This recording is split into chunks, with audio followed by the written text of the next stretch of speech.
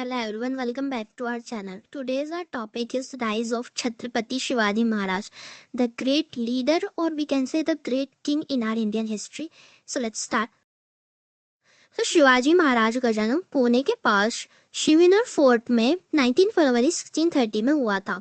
उनकी जो माता जी थी उन्होंने देवी शिवई के नाम पर शिवाजी का नाम रखा था क्योंकि उन्होंने देवी शिवई की पुत्र प्राप्ति के लिए बहुत ही ज्यादा आराधना करी थी। उनका मूल नाम तो शिवाजी भोसले था पर उनकी क्षमता के कारण उन्हें छत्रपति की उपाधि दी गई थी। छत्रपति शिवाजी महाराज को प्रशासन की समझ और जंग की ट्रेनिंग दादोजी कोंडदेव ने दी थी। 1630 में जब छत्रपति शिवाजी महाराज का जन्म हुआ तो भारत के पश्चिम में 3 सबसे बड़ी इस्लामिक सल्तनत हुआ करती थी। अहमदनगर की निजाम शाही, बीजापुर की आदिल शाही और गोलकोंडा की कुतुब शाही। ये तीनों ही आपस में लड़ते रहते थे।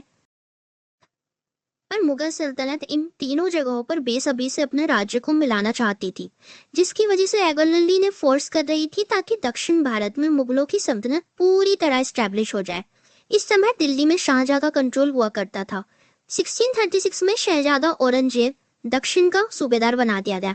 अब हम औरंगजेब के बारे में बहुत कुछ जानते हैं। औरंगजेब किस तरह का इंसान था, तो उसने तो हाथ में कंट्रोल आते ही सीधा बीजापुर पर हमला बोल दिया और मोहम्मद आदिल शाह की शासन को बहुत तेजी से कमजोर करना शुरू कर दिया। यहाँ छत्रपति शिवाजी महाराज अपनी युद्ध नीति में एक्सपर्ट होते जा रहे थे। उन्होंने जो अपना एक्सपेंशन स्टार्ट कर दिया था वो 1646 में तोड़ना फोर्ट और बीजापुर के कई किलों को कैप्चर करके कर दिया था। सिर्फ 16 वर्ष की उम्र में उन्होंने तोड़ना फोर्ट को और बीजापुर के कई किलों को कैप्चर किया था। सिर्फ 2 साल के अंदर पुणे के कई स्थानों पर छत्रपति शिवाजी महाराज ने कंट्रोल पा लिया था।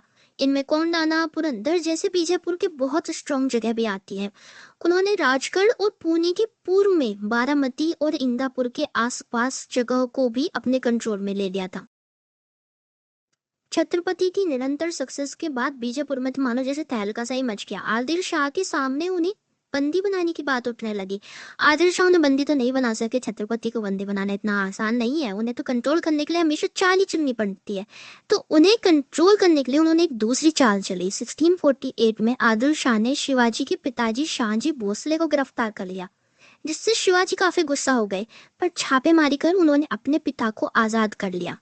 अब शिवाजी ने सोचा कि कुछ साल युद्ध को रोक देते हैं और जो बढ़त हुई है उसे और ज्यादा मजबूत करते हैं। तो 1649 से लेकर 1655 तक उन्होंने युद्ध रोककर अपनी की गई बढ़त को बहुत ही ज्यादा मजबूत किया। ये भी उनकी एक स्ट्रैटेजी थी ताकि वो अपना एक सॉलिड कमबैक कर सके, जो उन्होंने किया भी। 1656 में महाकालेश्वर के प्रेजेंट के हिल स्टेशन के पास जावली की घाटी पर छत्रपति ने कब्जा कर लिया। इस जीत से छत्रपति शिवाजी महाराज को दक्षिण महाराष्ट्र में आगे बढ़ने की राह खुलने लगी। पर बीजापुर की तरफ छत्रपति शिवाजी महाराज के लिए काफी टेंशन क्रिएट होने लगी, क्योंकि बीजापुर के सुल्तान अली आदिल शाह छत्रपति शिवाजी महाराज के और उनके एम्पायर का एक्सपेंशन को लेकर काफी परेशान हो गए थे। इसलिए उन्होंने उसे रोकने के लिए सरदार अफजल खान को भेजा। कहा जाता है, according to the book Shivaji and his times which was written by great historical Jadunath Sarkar, Afzal Khan जंजीरों में बांध कर लाना चाहता था छत्रपति शिवाजी महाराज। अफजल खान प्रतापगढ़ पहुंचे और छत्रपति शिवाजी महाराज को एक पर्सनल मीटिंग के लिए बुलाया। पर छत्रपति शिवाजी महाराज को पता चल गया था कि ये एक ट्रैप है, इसलिए उन्होंने ये कंडीशन रखी कि दोनों के पास कोई आर्म्स या सोल्जर्स नहीं होंगे, सिर्फ एक अंगरक्षक होगा। कुछ ही दिन में उन दोनों की मुलाकात हुई और छत्रपति शिवाजी महाराज ने एक सेफ्टी शील्ड वेयर करी और एक सीक्रेट वेपन हाथ में छुपा लिया। जब उनकी मुलाकात हुई तो अफजल खान ने गले मिलने के बहाने छत्रपति शिवाजी महाराज पर कटार से हमला किया, पर शील्ड की वजह से छत्रपति शिवाजी महाराज को कोई नुकसान नहीं पहुंचा। पर छत्रपति शिवाजी महाराज ने अपने वेपन से जो उनके हाथ में था उससे अफजल खान को बहुत तगड़े तरीके से मार गिराया। इसी लड़ाई को हम बैटल ऑफ प्रतापगढ़ भी बोलते हैं। 1656 में बीजापुर के सुल्तान आदिल शाह की मौत हो गई। इस मौत के बाद औरंगजेब ने बीजापुर पर हमला कर दिया, जिसमें छत्रपति शिवाजी महाराज ने उनकी काफी हेल्प करी। इस हेल्प के बदले छत्रपति शिवाजी महाराज को कई किलों का और उनके कब्जे किए हुए गांवों की एक फॉर्मल रिकॉग्निशन मिल गई थी। इस दौरान छत्रपति की और मुगल्स की काफी अच्छे रिश्ते बन गए थे। उनका रिश्ता काफी मजबूत हो गया था और ये अच्छा रिश्ता काफी टाइम तक चलने भी नहीं वाला था, क्योंकि 1657 में शाहजहां ने अपने बड़े बेटे दारा शिकोह को उत्तराधिकारी यानी कि सक्सेसर घोषित कर दिया। अब औरंगजेब को यह चीज सुनकर बिल्कुल आग लग गई कि इसको सक्सेसर कैसे बना दिया मेरे होते हुए। तो औरंगजेब कहाँ चुप बैठने वाला था, उसने भी फरवरी 1650 में खुद को सम्राट घोषित कर दिया और मई 1658 में सामूगढ़ की लड़ाई में धाराशिकों को हराया। औरंगजेब ने मुगल सल्तनत पर कब्जा बिल्कुल कायम कर लिया और शाहजहां को बेदखली कर दिया। "तू निकल, तूने मुझे सक्सेसर नहीं बनाया, कब जा।" औरंगजेब का पूरा ध्यान उत्तर भारत की तरफ चला गया, जिसकी वजह से उसके हाथ से दक्षिण भारत की पकड़ निकलती जा रही थी। इस चीज का फायदा छत्रपति शिवाजी महाराज ने उठाया। उन्होंने मुगल इलाकों पर हमला कर उन्हें अपने कब्जे में ले लिया। अहमदनगर और रासिन के दुर्ग को भी उन्होंने अपने कब्जे में ले लिया। इसकी वजह से छत्रपति शिवाजी महाराज के और औरंगजेब के रिश्ते काफी कमजोर पड़ते नजर आए। शिवाजी महाराज ने दक्षिण में अपनी पकड़ बहुत ही तेजी से मजबूत बना ली। ऐसा नहीं था मुगलों को बिल्कुल ही ध्यान नहीं था दक्षिण में, लेकिन वो शिवाजी महाराज के सामने टिक नहीं पाए। शिवाजी महाराज हर किले में 3 अधिकारियों को तैनात रखते थे, ताकि अगर उनमें से एक ऐसा हो जो धोखा दे भी दे तो दुश्मन किले को फतेह न कर पाए। छत्रपति शिवाजी महाराज की सबसे बड़ी मजबूती उनकी गोरिल्ला टेक्निक को बताया जाता है। वो छोटे छोटे ग्रुप्स में बंटकर दुश्मन पे हमला करते थे।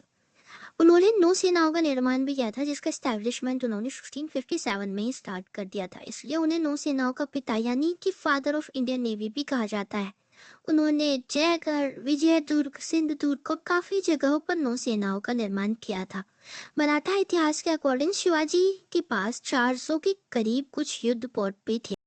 अब औरंगजेब शिवाजी की बढ़ती ताकत से बिल्कुल सहम गया था, तो उसने उनकी ताकत को कमजोर करने के लिए अपने मामा शाइस्ता खान को दक्षिण का सूबेदार बना दिया।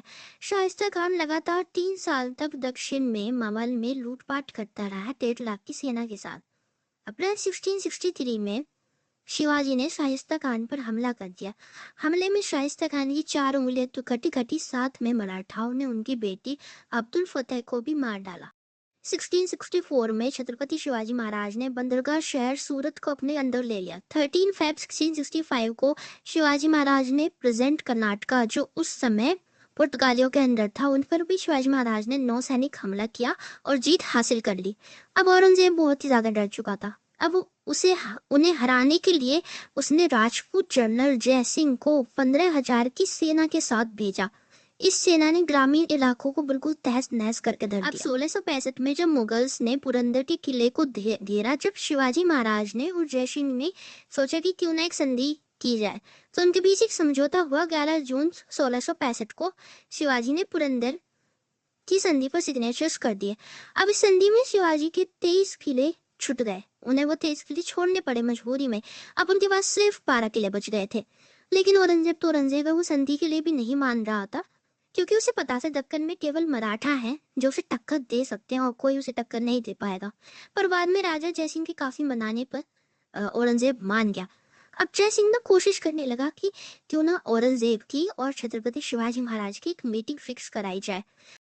किसी तरह जयसिंह ने छत्रपति शिवाजी महाराज को मना लिया औरंगजेब के दरबार में आने के लिए। उसके बाद छत्रपति शिवाजी महाराज औरंगजेब के दरबार में पहुंच गए। शिवाजी महाराज जब दरबार में पहुंचे तो उन्हें 5,000 की मनसबदारी दी गई, पर वो काफी नाराज हो गए, क्योंकि वो कम से कम 7,000 की मनसबदारी चाहते थे। उस समय जिसको जितनी बड़ी मनसबदारी दी जाती थी उसकी उतनी हैसियत हो रही थी। जब उन्होंने इस बात को जाहिर किया तो औरंगजेब काफी तिलमिला गया और औरंगजेब ने शिवाजी महाराज को नजरबंद कर दिया। शिवाजी महाराज समझ गए थे कि उनका मिलना मिलाना तो बस एक बहाना है, वो उनके साथ छलावा करके उन्हें मारना चाहता है। और औरंगजेब ने छत्रपति शिवाजी महाराज को बंदी बना लिया। छत्रपति शिवाजी महाराज सैनिकों को चकमा देकर बाहर निकल चुके थे, इसलिए तो उन्हें छत्रपति की उपाधि दी गई है। वो स्मार्ट भी थे और काफी बलशाली भी थे। छत्रपति शिवाजी महाराज जब निकले थे औरंगजेब के दरबार से बचकर, और जब वो महाराष्ट्र पहुंचे तो उनका बहुत ही ज्यादा धूमधाम से स्वागत किया गया, क्योंकि उन्हें एक ऐसी ताकत, हम बोल सकते हैं, ऐसा उभरता हुआ सूरज समझा जा रहा था जो औरंगजेब से और मुगलों से लड़ने की हिम्मत रखता था। लेकिन जब वो बचकर निकल गए थे तो कुछ टाइम बाद छत्रपति शिवाजी महाराज की मुगलों की दुश्मनी धीरे धीरे थोड़ी कम हुई। सरदार जसवंत सिंह ने छत्रपति शिवाजी महाराज के बीच और औरंगजेब के बीच सुलह करवाई। 1666 में छत्रपति शिवाजी महाराज को औरंगजेब ने राजा की उपाधि भी दे दी। छत्रपति शिवाजी महाराज ने अपने सबसे बड़े बेटे छत्रपति संभाजी महाराज को जनरल प्रताप राव गुर्जर के साथ औरंगाबाद में वाइसरॉय प्रिंस मौजम के साथ सेवा के लिए भेजा। औरंगजेब ने छत्रपति शिवाजी महाराज को बीजापुर पे हमला करने की अनुमति भी दे दी थी, जिस पर आदिल शाही वंश का शासन था।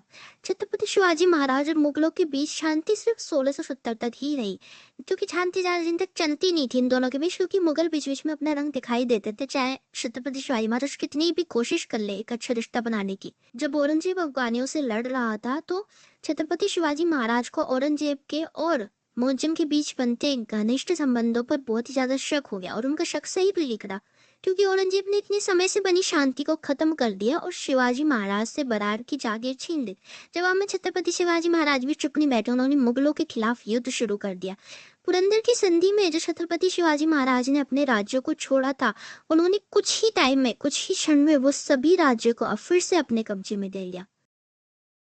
इस बार छत्रपति शिवाजी महाराज को रोकने के लिए औरंगजेब ने दाऊद खान की लीडरशिप में एक सेना भेजी, पर वो सेना बहुत बुरी तरह पिटी छत्रपति शिवाजी महाराज से वाणी डिंडोरी की लड़ाई में। छत्रपति शिवाजी महाराज ने मध्य भारत और बीजापुर पर अपना अधिकार पूरी तरीके से जमा लिया था। देखते ही देखते छत्रपति शिवाजी महाराज ने बहुत ज्यादा इलाकों पर अपना कब्जा कर लिया। 6 जून 1674 को रायगढ़ जिले में उनका राज्याभिषेक हुआ और उन्हें छत्रपति की उपाधि दी गई। इसके बाद छत्रपति की उपाधि मिलते ही उन्होंने हिंदवी स्वराज का ऐलान कर दिया। लेकिन मुगलों से लड़ने के लिए सिर्फ इतना काफी नहीं था, उन्हें अपना साम्राज्य और बड़ा करना था। तो उन्होंने दक्षिण की तरफ रुख मोड़ा और अपने साम्राज्य को दक्षिण की तरफ फैलाना शुरू कर दिया। फिर उन्होंने दक्षिण दिग्विजय अभियान शुरू किया। इसलिए छत्रपति ने औरंगाबाद के सूबेदार और गोलकोंडा के कुतुब शाह के साथ संधि कर ली। शिवाजी महाराज का साम्राज्य धीरे धीरे फैलता गया। महाराष्ट्र में कोंकण से लेकर बेलगांव, धारवाड़ और मैसूर तक पहुंच गया। औरंगजेब की दक्षिणी देवी छत्रपति शिवाजी महाराज की वजह से ही फेल हुई थी। फिर एक बहुत ही बुरा दिन आया, 3 अप्रैल 1680।